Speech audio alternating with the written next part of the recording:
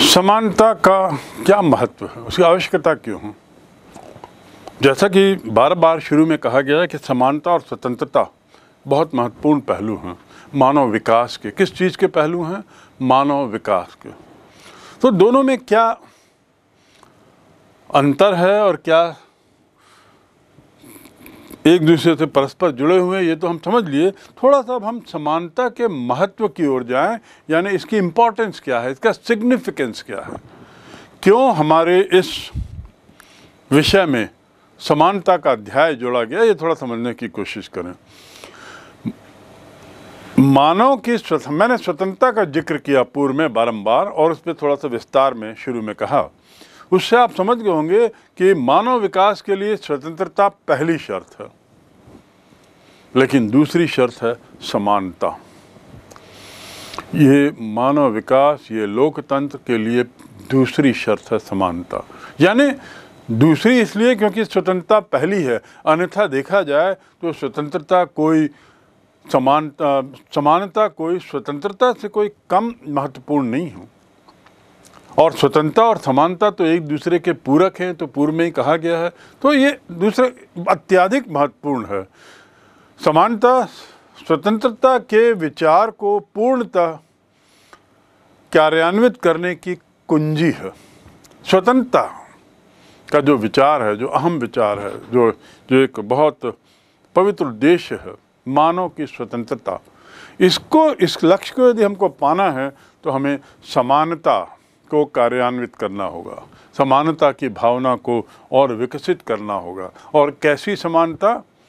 जो मैंने जिसका सही अर्थ बताते हुए आपको बताया था कि समानता अवसरों की असली होती है। तो समानता स्वतंत्रता के विचार को एक तरीके से कार्यान्वित करने की कुंजी है और इसीलिए लोकतंत्र का आधार भी है।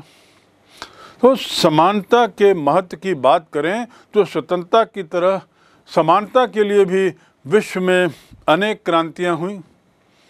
स्वतंत्रता की तरह समानता के लिए भी अनेक क्रांतियां हुई। जब समानता के कारणों की बात हो रही थी तब मैंने आपको जिक्र किया था कि समानता के कारणों की यदि हम बात करें, समानता के विभिन्न स्वरूप की, तो ऐसा पाएंगे कि आर्थिक असमानता ने अधिकतम क्रांतियों को जन्म दिया। आर्थिक असमानता ने अधिकतम विद्रोहों को जन्म दिया। तो इस प्रकार बिल्कुल स्पष्ट है कि स्वतंत्रता की तरह समानता ने भी अनेकों विद्रोहों को जन्म दिया, अनेकों क्रांतियों को जन्म दिया। और समानता का महत्व क्यों आवश्यक है, इस बात से हम अब समझ सकते हैं कि इसलिए आवश्यक है कि ये पूरक है, एक दूसरे का पूरक है। दोनों का होना, परस्पर साथ चलना, दोनों को एक दूसरे को लेके चलना बहुत ज़रूरी है।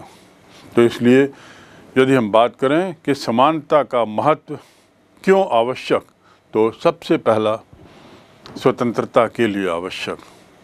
समानता बिना स्वतंत्रता नहीं और स्वतंत्रता बिना समानता नहीं। तो ये तय हो गया कि हम समझ सके हैं कि एक दूसरे के पूरक होने के नाते स्वतंत्रता का होना अत्यावश्यक है। आर्थिक समानता होने पर ही स्वतंत्रता का उपभोग संभव। आर्थिक समानता होने पर, अर्थात समानता के जो विभिन्न रूपों का हमने अध्ययन किया, उसमें बारंबार ये ऐसा लगता है कि आर्थिक समानता सर्वाधिक महत्वपूर्ण है। और आखिर क्यों ना हो? मैंने जैसा दोहराया उस समय कहा था कि सबसे ज़्यादा है व्यक्ति का यदि पेट भरा हो, निर्धन यदि समाज में ना हो, तो काफ़ी कुछ समानताएं राजनीतिक, नागरिक, धार्मिक समानताओं को पाया जा सकता है, उस लक्ष्य को पूरा किया जा सकता है। लेकिन ज़रूरी ये है कि सबसे पहले आर्थिक समानता हो, तभी स्वतंत्रता का उपयोग संभव। इंदिरा गांधी जो भारत की प्रधानमंत्री थीं बहुत वर्षों तक, तो श्रीमती इंदिरा गांधी, स्वर्गीय श्रीमती इंदिरा गांधी ने तो कहा कि आर्थिक समानता के बिना तो राजनीतिक स्वतंत्रता का कोई अर्थ नहीं। भारत 1947 में स्वतंत्र हो गया राजनीतिक दृष्टि से, पर समाज में चूंकि आर्थिक समानता नहीं है उनके लिए क्या मायने भारत की स्वतंत्रता के। गांव में जो हजारों लोग, करोड़ों लोग जो गांव के अंदर रहते हैं, आर्थिक विपन्नता का जीवन जी रहे हैं, रोटी कपड़ा और मकान के लिए जो स्ट्रगल कर रहे हैं, उनके लिए राजनीतिक स्वतंत्रता के क्या मायने। देश स्वतंत्र हो गया अंग्रेजों से, भारत गुलाम नहीं रहा, हमारा अपना संविधान आ गया, हमारे अपने नेता राष्ट्रपति प्रधानमंत्री बन रहे हैं, देश की भाषा हिंदी है। उससे इन लोगों का क्या लेना देना, क्या सरोकार, जो लोग आर्थिक रूप से बहुत निम्न स्तर की जिंदगी जी रहे हैं। इसी बात को ध्यान में रखते हुए श्रीमती इंदिरा गांधी तत्कालीन प्रधानमंत्री ने कहा था कि राजनीतिक स्वतंत्रता के कोई मायने नहीं, राजनीतिक स्वतंत्रता का उपभोग संभव नहीं यदि आर्थिक समानता न हो। इसलिए स्वतंत्रता के लिए समानता आवश्यक है, इसीलिए स्वतंत्रता के लिए समानता आवश्यक है। व्यक्तित्व विकास के लिए आवश्यक होने वाले तत्वों में एक बहुत अहम तत्व है अवसर की आवश्यकता, समान अवसर की आवश्यकता। मेरे पास सब कुछ है, हमारे पास सब कुछ है, लेकिन मौके सबको समान नहीं मिल रहे हैं। कोई जाति के आधार पर वंचित किया जा रहा है, कोई धर्म के आधार पर वंचित किया जा रहा है, कोई क्षमता के आधार पर ही वंचित किया जा रहा है, आदि आदि। यदि क्षमता के आधार पर वंचित है तो दूसरे तरीके से इस बिंदु पर कार्य हो सकता है, लेकिन जाति, धर्म, लिंग के आधार पे अवसरों की समानता ना होने पर समानता का जो विचार है, समानता की जो धारणा है, उसको बहुत चोट पहुंचेगी। ये तो अवसर की समानता का ही परिणाम है कि आज हमारे समाज में, सेना में बड़े बड़े पदों पर महिलाएं हैं और तथाकथित निम्न वर्ग के लोग, गांव से आए हुए परिवारों के लोग, किसानों के बच्चे सेना के उच्च पदों पर आज शोभायमान हैं। ये अवसर की समानता का ही परिणाम है कि भारत के राष्ट्रपति, भारत के बहुत सारे मंत्री, बहुत से सांसद, राज्यपाल, मुख्यमंत्री, नौकरशाही में बैठे हुए ब्यूरोक्रेट्स जो देश के शासन में बहुत अहम भूमिका निभाते हैं, बहुत सारे इंजीनियर्स, बहुत सारे डॉक्टर्स, ये सब अवसर की समानता के अधिकार के कारण ही विभिन्न जातियों के हैं। महिला पुरुष का अंतर ना होने के कारण आज महिलाएं भी पायलट्स हैं, लंबी दूरी के विमान और युद्धक विमान उड़ाती हैं, पानी जहाज़ों के कप्तान के रूप में कार्य करती हैं, कमांडर के रूप में कार्य करती हैं। ऐसे ही गांव से आए हुए किसानों के बच्चे, ड्राइवर्स के बच्चे, ऑटो रिक्शा वालों के बच्चे, बहुत छोटे छोटे कार्य करने वाले अनस्किल्ड लेबर के बच्चे आज बहुत बड़े बड़े पदों पर देश की सेवा कर रहे हैं। और ऐसे लोगों की, ऐसे होनहार बच्चों को समान अवसर मिला है तो इसलिए वो सामने आए। तो अवसर की समानता एक बहुत ही आवश्यक अंग है। भारत की जो संविधान की पुस्तक की जो प्रस्तावना है उसमें भी अवसर की समानता का जिक्र किया गया। समानता होना एक चीज़ है, लेकिन अवसर भी सबको समान दिए जाएं, उस पर किसी तरह का अंतर ना किया जाए, तब जाकर समानता की जो भावना है वह वास्तव में विकसित होती है। अगली आवश्यकता जो है वह है शोषण का अंत करने के लिए समानता की भावना आवश्यक है। शोषण क्या है? अपने से कमज़ोर लोगों का दुरुपयोग शोषण है। चाहे वह शारीरिक रूप से कमज़ोर हो, चाहे आर्थिक रूप से कमज़ोर हो, चाहे किसी अन्य रूप से कमज़ोर हो। महिलाएं होने के नाते हम उन्हें कमज़ोर समझते हैं, तो इनकी कमज़ोरी का दुरुपयोग करना, उसका फ़ायदा उठाना, नाजायज़ फ़ायदा उठाना शोषण कहलाता है। तो ये शोषण को समाप्त करने के लिए ज़रूरी है कि ऐसी भावना जो लोगों के मन में है कि ये विभिन्न जाति के हैं, निम्न जाति का है, अछूत है, इसलिए गांव से दूर रहेगा, जैसे पहले ये प्रथा थी। महिला है इसलिए वह किचन में रहेगी, घर के ही कार्य करेगी, बाकी कार्यों में उसकी निपुणता पर लगातार प्रश्न चिन्ह उठाए जाते रहे, आदि आदि। तो ऐसे शोषण से बचाने के लिए मजदूर हैं, अशिक्षित हैं, तो इनका दुरुपयोग ना हो, इनकी कमजोरी दूसरों के लिए ताकत ना बने, इसे रोकने के लिए समानता के अधिकारों के तहत, समानता की भावना के तहत बहुत ज़रूरी है कि शोषण को समाप्त किया जाए। और शोषण तभी समाप्त होगा जब समानता का विचार विकसित हो और विकसित हो, और उसके लिए प्रावधान किए जाएं। निम्न तबके के लोग, कमज़ोर वर्ग के लोग इतने वर्षों से कमज़ोर रहने के कारण अपने बल पर कई बार नहीं उठ पा रहे हैं। उच्च वर्ग के लोग, धनाढ्य लोग सतत रूप से उन पर हावी रहे हैं। उनको हावी होने से रोकने के लिए ज़रूरी है कि सरकार ऐसे मामलों में दखल दे। कैसी दखल? कानूनी दखल। ऐसे संवैधानिक प्रावधान करे जिसके तहत इनका वार्धक्य न रुके। और जो हमारे मूलभूत अधिकार हैं, उन अधिकारों में ये सबको दिया गया। राइट अगेंस्ट एक्सप्लॉयटेशन, शोषण के विरुद्ध अधिकार।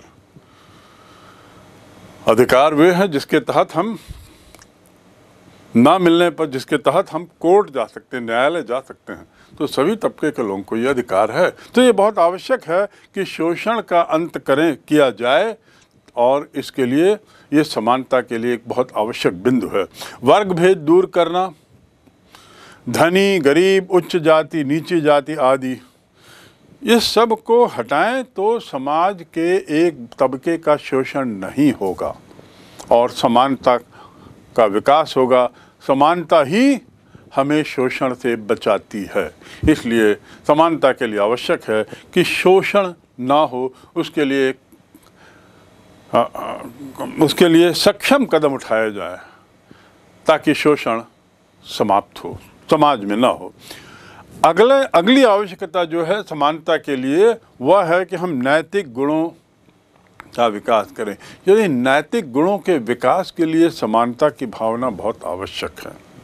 ये नैतिक गुण के अर्थ क्या है? क्या है वैल्यू? नैतिक गुण की वैल्यू क्या है? नैतिक गुण से हमारा तात्पर्य क्या? नैतिक गुण मतलब यदि हम देखें तो हमारे आत्मसम्मान बढ़ाने के लिए, उन लोगों में जो पिछड़े हुए रहे हैं, जो दबे हुए रहे हैं, जिनकी आवाज़ दबाई गई है, इनके आत्मसम्मान को बढ़ाने के लिए, इनके विश्वास को बढ़ाने के लिए, इनके मनोबल को बढ़ाने के लिए समानता अत्यधिक जरूरी है। इनका मनोबल बढ़ेगा, इनमें आत्मविश्वास जागेगा, इनमें आत्मसम्मान जागेगा, तभी ये आगे बढ़ने के लिए प्रयास करेंगे और उच्च वर्ग, धनी वर्ग, इनके बराबर आने के लिए सार्थक रूप से प्रयास करेंगे। तो इसलिए ज़रूरी है कि इनका नैतिक बल बढ़ाया जाए। ऐसा करने से क्या होगा? सहयोग की भावना आएगी, इस सहिष्णुता आएगी, त्याग, सेवा, स्नेह, ये जो सब नैतिक भावनाएं हैं, ये सब नैतिक गुण विकसित होंगे। सहिष्णुता, सहिष्णुता मतलब क्या है? एक दूसरे को सहने की क्षमता, वह गुण, धैर्य, सहिष्णु, दूसरे की कमजोरियों को साथ लेके चलने की। इसके साथ ही सहयोग की भावना आएगी।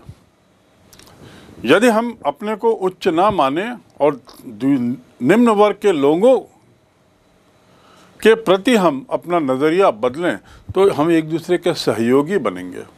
और सहयोग की भावना बहुत ज़रूरी है इस परिप्रेक्ष्य में कि नैतिक गुणों के विकास के लिए समानता की भावना होना आवश्यक है। अन्यथा ये लोग गैर नैतिक गतिविधियों में उलझ जाएंगे। गैर नैतिक गतिविधियाँ, प्राइमरी स्कूल में जब आप पढ़ते हैं तो आप देखते हैं कि आपकी कक्षा में सभी वर्ग के बच्चे हैं, सभी वर्ग के, उच्च वर्ग के लोग भी, बहुत कमज़ोर तबके के लोग भी आर्थिक रूप से। जाति की बात करें तो उच्च जाति के लोग और निम्न जाति के लोग, पिछड़ी जाति के लोग, ये लोग भी कक्षा में हैं। लिंग की बात करें तो लड़कियां भी हैं, लड़के भी हैं। अपाहिज बेचारे शारीरिक रूप से कमज़ोर बच्चे भी हैं और सक्षम बच्चे भी हैं। शारीरिक रूप से मजबूत शक्तिशाली बच्चे भी हैं और शारीरिक रूप से कमज़ोर बच्चे भी हैं। लेकिन कक्षा में सबके बीच में सहयोग का पाठ पढ़ाया जाता है और बड़ी सरलता से वो बच्चे उसको स्वीकार करते हैं।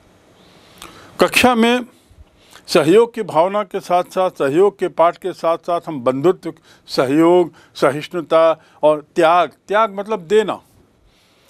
एक दूसरे को हम कॉपी किताब देते हैं, एक दूसरे को हम अपना भोजन देते हैं, एक दूसरे की आवश्यकता को पूरी करते हैं जो कक्षा के अंदर है। और ये भावना एक कक्षा के अंदर बड़ी सरलता से हो जाती।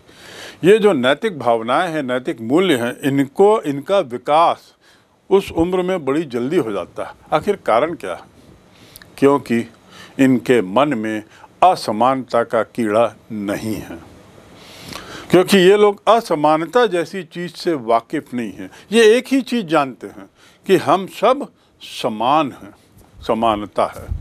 दुर्भाग्य से जैसे जैसे हम बढ़ते हैं वैसे ही वैसे हम असमानता के पहलू को पढ़ने लगते हैं और उसको अपने फ़ायदे के लिए, स्व के लिए उस असमानता के पहलू को विकसित प्रमोट करते हैं, जो गलत है।